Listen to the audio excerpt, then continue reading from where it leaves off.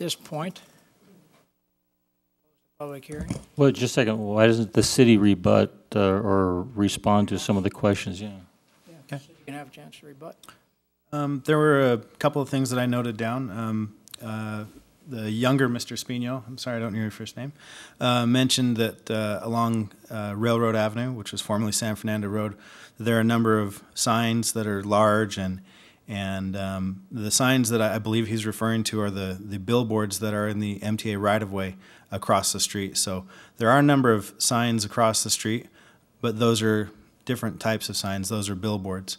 And perhaps Mr. Montez, if you'd like, could explain the difference between an abatement process for signage for the Spino's type of sign versus billboard signage. It's a completely different process, and it's not something that was addressed under the sign code that was passed in 1990. The second issue, they said that this is a hardship that's unique to them. It's very difficult, but they're willing to put a monument sign in their property for, I guess, if the city pays. But I get the statement I wanted to make was that, you know, over this process of the past 9 years since the amortization period ended, 450 plus properties have, with similar constraints, have voluntarily complied with the sign code. So I don't see any unique situation topographically or anything that the city should consider to allow them to keep a non-conforming sign, given the fact that you know, nearly 500 properties have voluntarily brought their signage into compliance. Okay. Thank you. So now then, I'd like to close the hearing, in the public portion of the hearing, and open it up to discussions. Okay, I wanted to ask a few questions of staff first. Okay. Have we made exceptions on other signs that have been removed and replaced, or have we made exceptions and allowed certain signs to stay because of challenges? I don't know if exception is the right word. I know that there may have been a few and very few variances that have been approved.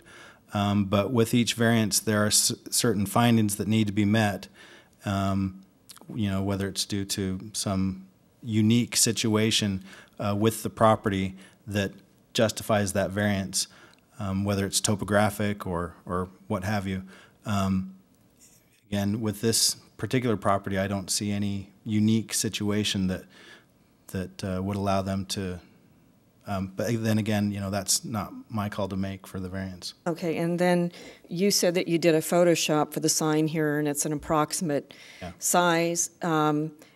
Is there a consideration in coming up with that proposal as to what signage could be there, how many businesses could be advertised there, what size the signs would be, whether they could be seen driving by? The photograph was taken, as you can see, basically in the middle of the street, as if you were driving northbound on Railroad Avenue.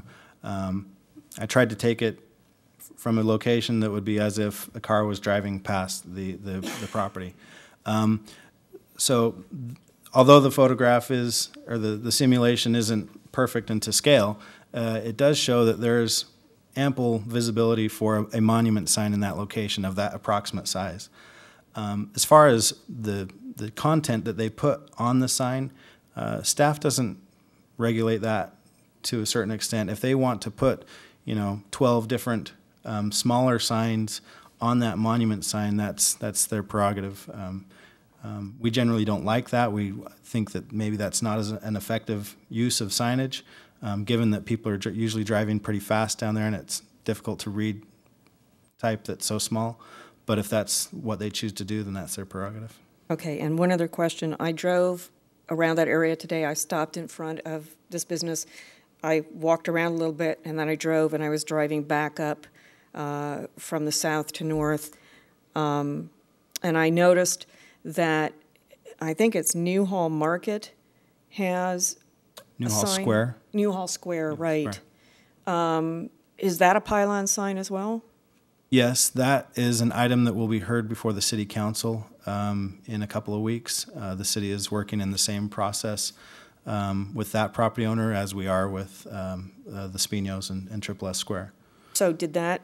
That has not received a variance, and the city is currently going through the abatement process with that sign. Did that come Commissioner through the Trotman, commission? that's one of the 5 remaining properties. Okay, that has not come through our, No, it went straight to City Council because they did not file an appeal with the Planning Commission. okay. So that is going straight to an abatement process. Okay.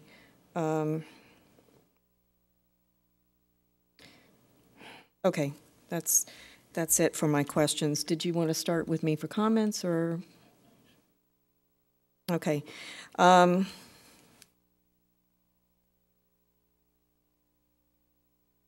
While I don't appreciate pylon signs, I think that the sign that exists makes it clear what businesses are there. I think it is a very challenged property. Even driving up from, headed north from the south, I could see where it might be difficult to see a sign that is positioned on the ground there. There's also the fence issue. The fence could interfere. If the sign is smaller, the businesses that are in there may not be able to advertise. There are 2 small parking spaces there. When I first pulled in, I tried to park in one of those spaces, and I went, no, I better park out front and just take a look around. If you have a car parked out front, and this looks like a fairly small automobile, but if you had a larger car or you had a delivery truck, nobody can see the sign, at least coming down south. So I think that this is a challenged property, and I'm concerned that these businesses are going to lose their identification. So I would like to consider a variance. That's my concern at this point.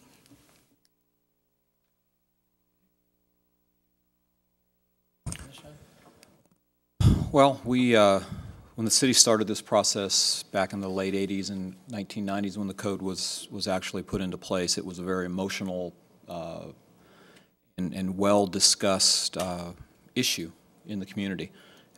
Many people were heard from. The city decided to give 9 years to come into compliance, and since that time has passed, 9 more years have come and passed. So, many businesses have stepped up to the challenge either very early on and voluntarily or with a little bit of persuasion from the city to come into compliance.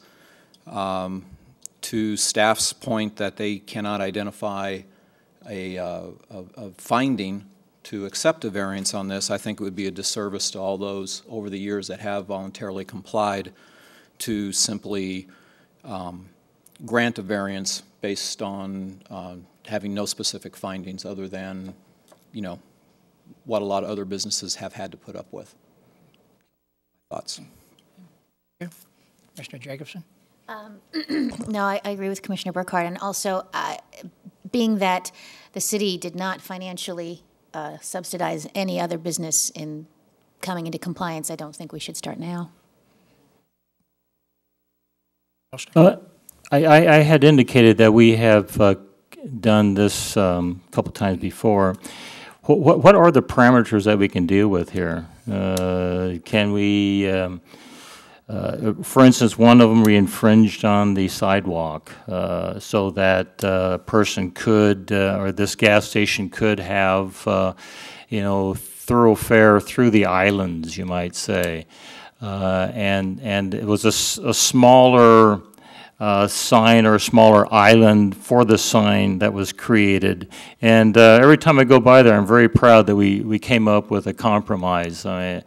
These are entrepreneurs, and so there was a compromise. In other words, they got what they needed and we got what we needed. And I just want to make absolutely sure that we have pushed every parameter to its limits and to keep that parking spot. On the other hand, I really have to agree with the sentiments here tonight that this is the type of sign that we are wanting to to remove, because if things kept going the way that they were going, I think this may have been a revitalization neighborhood by now, and certainly in Canyon Country. I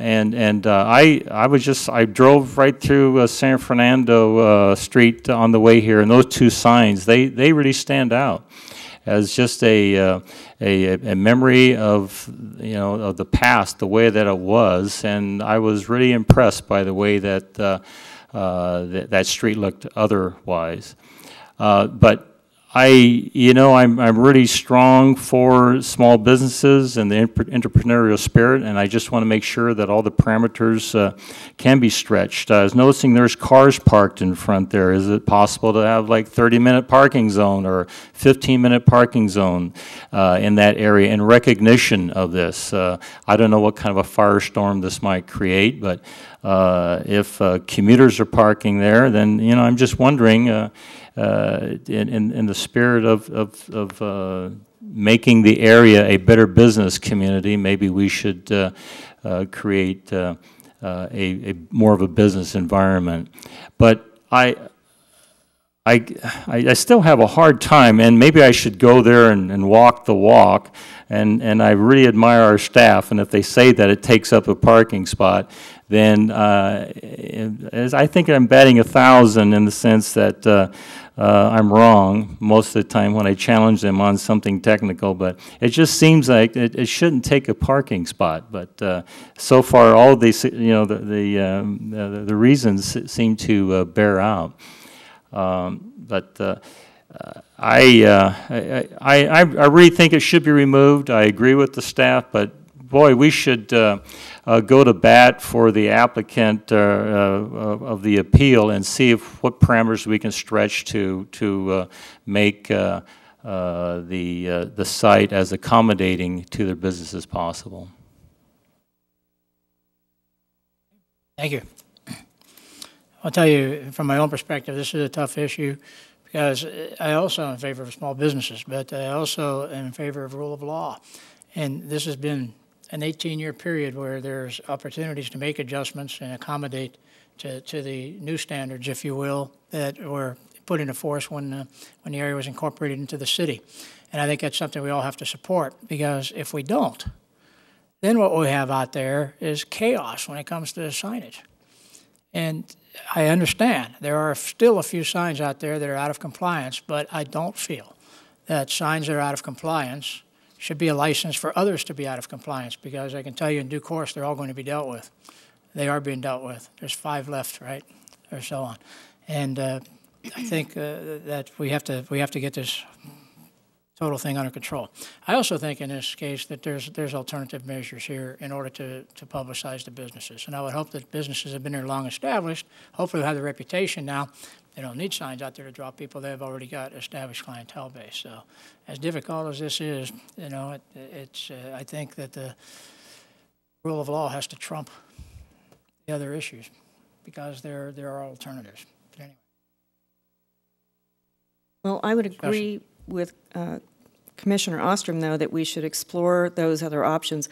I don't want to reward somebody for flouting the law for 9 years or however long, but by the same token, if we've allowed variances at other locations where businesses have had to have their signage in a certain place because of challenges, they are challenged. There is a fence there. If the fire department owns the fence, who's going to have the fire department pull it back? You're going to have a fence blocking that. If you have that sign and it's much reduced from what is now in existence, you're not going to be able to have all of those businesses advertising in a way that works for them. Now, some of the people, and I read through their comments, and we've received these in advance too, the ones that were included in the packet, we'd gotten those earlier, and I was looking through those, and some people said, well, it doesn't affect my business, but that was maybe 1 or 2. The others were saying, we need the identification. So I'm concerned with us hurting a business because we're so concerned with doing everything by the books that we're not looking at extenuating circumstances here. You know, I don't know if there's a way to make the sign more agreeable. I think the monument sign, if you could even create something that's raised up where it could be seen in that location, in that lower location. Maybe do that and take it down, but I think that what is being proposed is not sufficient to help the businesses there. Well, I think the response to that is that I'm looking at the business right now. In terms of keeping this as whole as possible, just on the principle of the business, not on the principle of we're stepping in, because that was taken care of, I think, in the 9 years between 1990 and 1999, between 1999 and 2008. But I think, and I'm not looking for an appeal here. Well, what I'm wanting is this: roll up our sleeves and see if there's a way of resolving this. Just out of principle of preserving our businesses. I think the time has passed to be thinking that this snuck up on them, or that this is an unfair request. I think that it's still incumbent upon us as city people who back our small businesses, that we still do whatever we can to minimize the impact to this business, and that's kind of where I'm coming from. And in that spirit, I think we should roll up our sleeves and work just as hard to resolve this to the best interests of the business and the interest of keeping our city as highly rated as it's become. You know, Dennis, I do agree with you. As I recall, those situations where we did go in and, more, as you said, roll up our sleeves and come to some kind of compromise, those were things that the applicants brought to us and said, hey, we would like to do this. Would you accept this? And I specifically remember the gas station on Lyons Avenue, and we had several different options that business had brought to us, and working through those and just making a little bit of a tweak here and there, we're able to come to it. You know, I think, you know, what Darren has presented in his simulation is, you know, what Darren did on his own, really just to kind of give us an idea of what could be there. If the applicant, you know, brought us some designs, brought us some things that said, hey, you know what, if you let me go 2 feet higher or 1 foot wider, would that be okay? I'm all over that. Yeah, I think that would be great, but we don't. Yeah, we don't have that. Yeah, I think the point that the fence is in the way, if you're going to lose that parking spot, immediately I think, well, why don't you just move it 16 feet to the north if you lost it anyway? So, yeah, I totally agree with you. Agree with your feelings as well. I'd be much more persuaded if I saw some reaction like that. So, any more discussion? So then I would ask if the commission would be willing to let the applicant come back with a proposal within 60 days, and if they don't have a proposal that works, that proceedings go forward to remove the sign. We did this with the cat doctor and the storage place, and we said, here's your time limit. You come back with something that works, or we're going to move forward. And I think that in the interest of protecting small business, we should do that. Fair. If it's been done before. Don't have a problem with that. I would ask Lisa, does that present any logistical issues with what we're doing here? The commission would continue the matter for 60 days. We'd bring it back to you probably sometime in November before the holidays. And we'll wait and see. And I just want to be clear that this would be the applicant presenting something to the commission at that point in time. Yes. And it would be likely in the form of a monument sign or an enhanced monument sign. And that would be the direction of the commission. Well, okay, but I think I would like, just so that we're not wasting any time here, I would like to talk with the applicant, or have the applicant come up and say, yes, this is really great. I would really like to jump into this. Otherwise, it might be just a waste of time. So to the applicant, then, the proposal that you're hearing here is that it's the sentiment of the commission right now that the pylon sign is non-complying and we can't live with it. We may be able to live with another alternative with some variance that's lesser in height, for example. And so the issue is, are you willing to take a look at it and working with staff, in conjunction with staff, I would think, to come up with a proposed alternative to bring before us that we could consider rather than reject your appeal, to keep your appeal continued for 60 days to give you an opportunity to do that? Yeah, we would like that opportunity. Okay. And would work with staff and bring some preliminary drawings for his review prior to the next hearing. Right, and that would need to be done several weeks ahead of time in order for staff to review the matter, to prepare a staff report for the commission's consideration. I would also ask that as part of that, the commission may direct the applicant to include a schedule for the removal of the pylon sign and a schedule for when they feel they could have a new monument sign up and running. So conversely, we'd like to make sure that we have a schedule to be able to work with you guys on the preliminary drawings for the proposal. Is 30 days reasonable?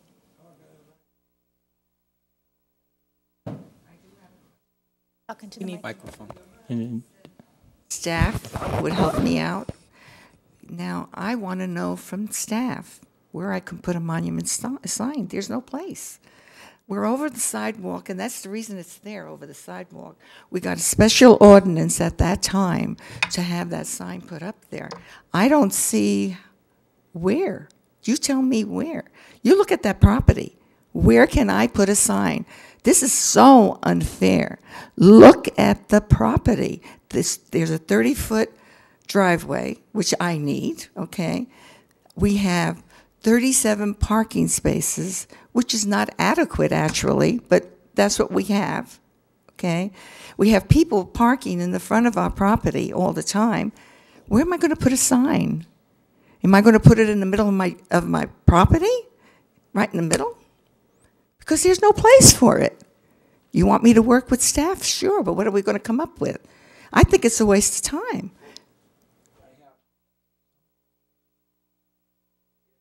We're looking at, which is the fire department. You can see the grass there. We see a transformer.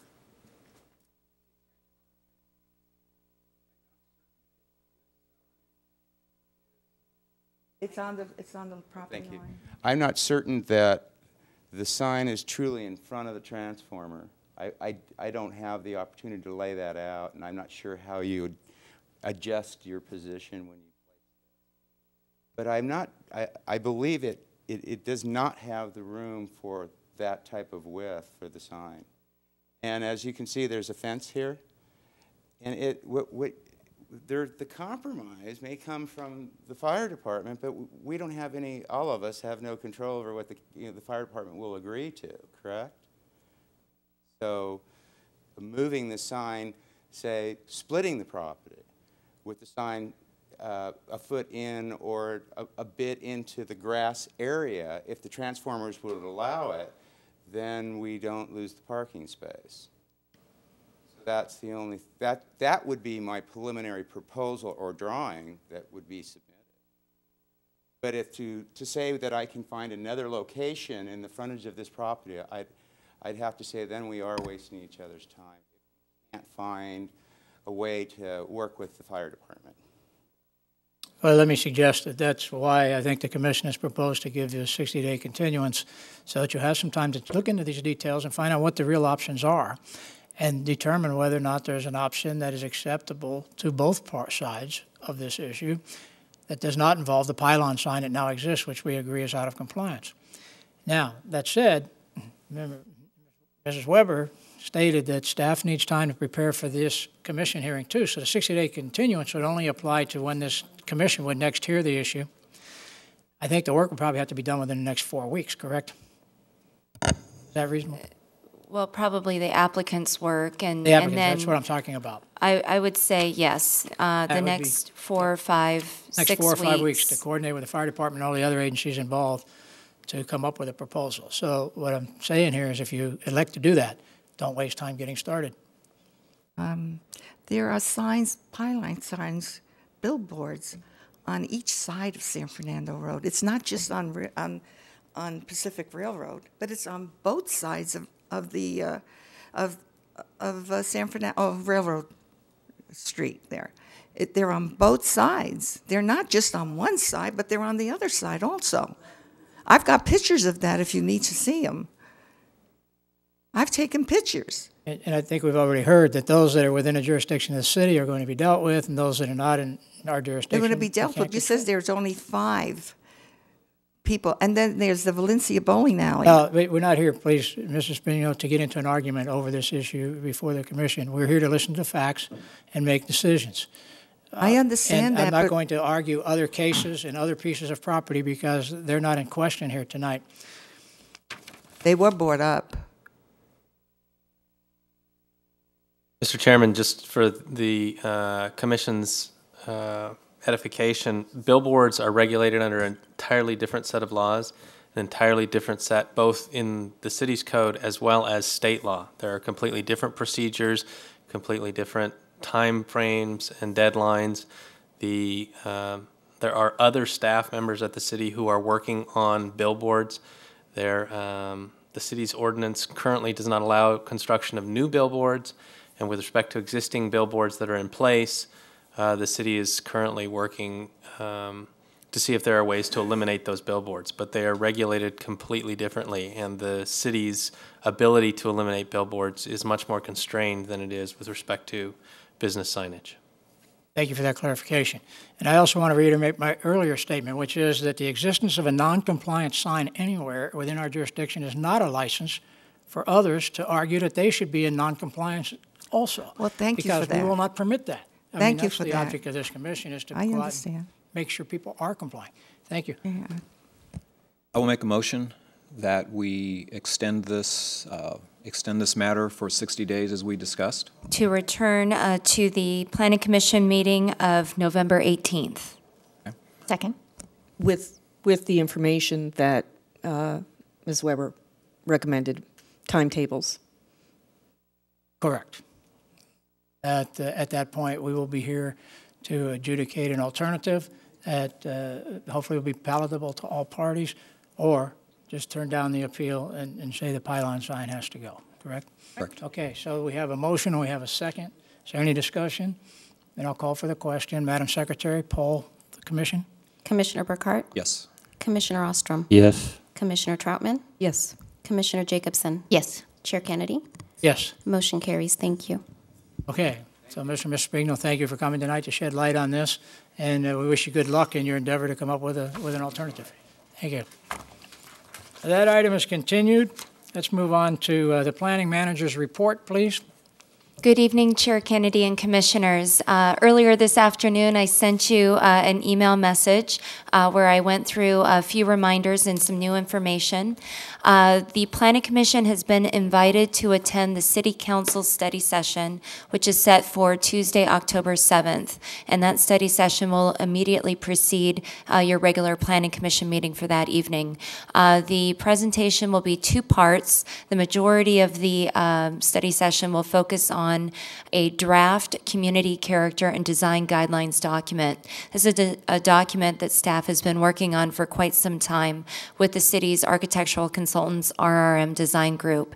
And the purpose of this document is really to supersede the city's current architectural design guidelines. The architectural design guidelines currently focus on buildings, facades of buildings, setting a tone and character, whereas the community character guidelines will have a much broader focus. We'll look at creating a sense of place and identity, looking at not only buildings but landscaping, orientation, the way that we look at doing mixed-use projects and transit-oriented projects. It'll include some case studies from some other notable communities. So it's a much more comprehensive document, and it will actually include some developer guides to help in the implementation process. And that's something that we did not have before with the architectural design guidelines currently in place. The second component of the study session will focus on SB 375, and that is a bill that's proposed. It may be passed by the time that we do have your session on October 7th, and if that's the case, we will be giving both the City Council and the Planning Commission an update on that bill and the land use implications and transportation implications that may have for our community. Also, the APA conference is coming up, California Chapter APA. It begins this Sunday. The main content of the program is all days Monday and Tuesday with a half day on Wednesday. Really, the commission is on its own to attend this. If there's any coordination issues, please see Maggie or myself, and we'll be happy to help you if you have any questions regarding the program. One other item, you will actually have your regular study session set for your second meeting in October. And if you remember tonight, we were originally scheduled to hear the draft circulation element of OVOV. That has moved back a month, and that will be ready for your review in October. And just a very quick update with regard to the Whitaker Burmite property. You may have read in the newspaper last week, we did have our quarterly multi-jurisdictional task force meeting that includes members of the DTSC, Department of Toxic Substances Control, the property owner, Whitaker Corporation, the property owner, RFI Avion, the responsible party for the cleanup, Whitaker.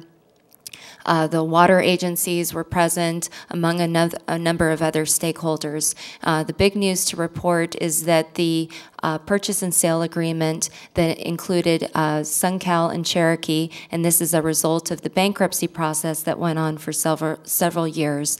That PSA has been terminated with SunCal and Cherokee. So RFI/Avion, Avion is the party that came in and took over RFI as part of their bankruptcy process, are currently entertaining other offers, talking with other property developers.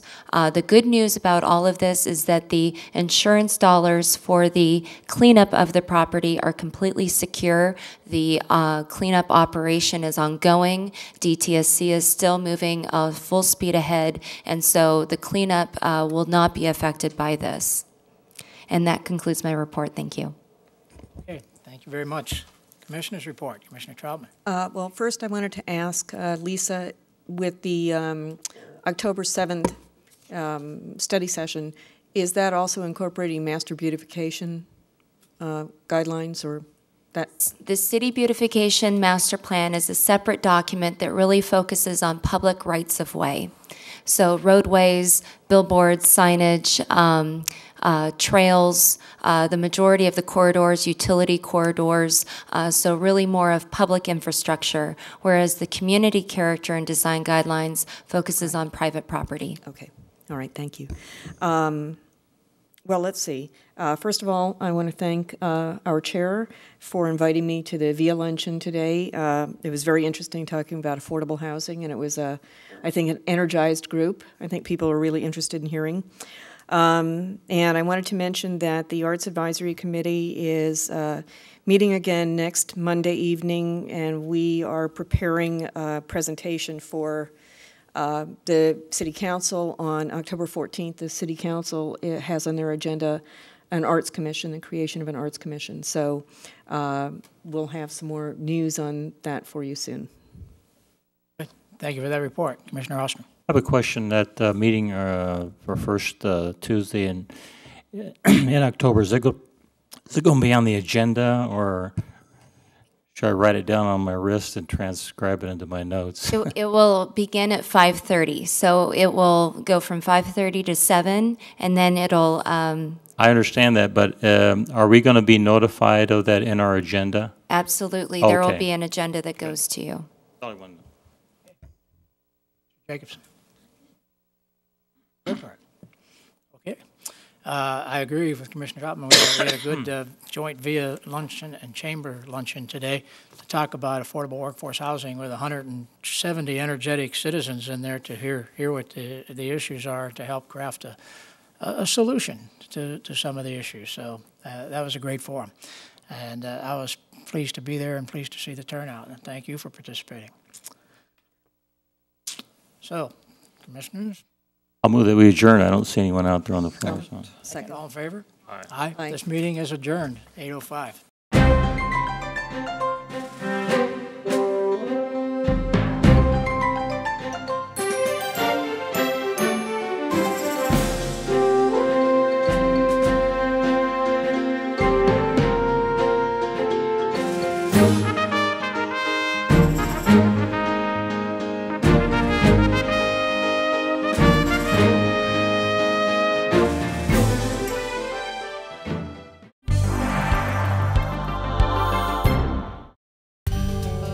Hi, I'm Howie Mandel. I'm Sally Field. I want to introduce you to a very special place. Lark Ranch began almost 50 years ago. It was started by a group of visionary parents who were not willing to accept institutional surroundings for their developmentally disabled children.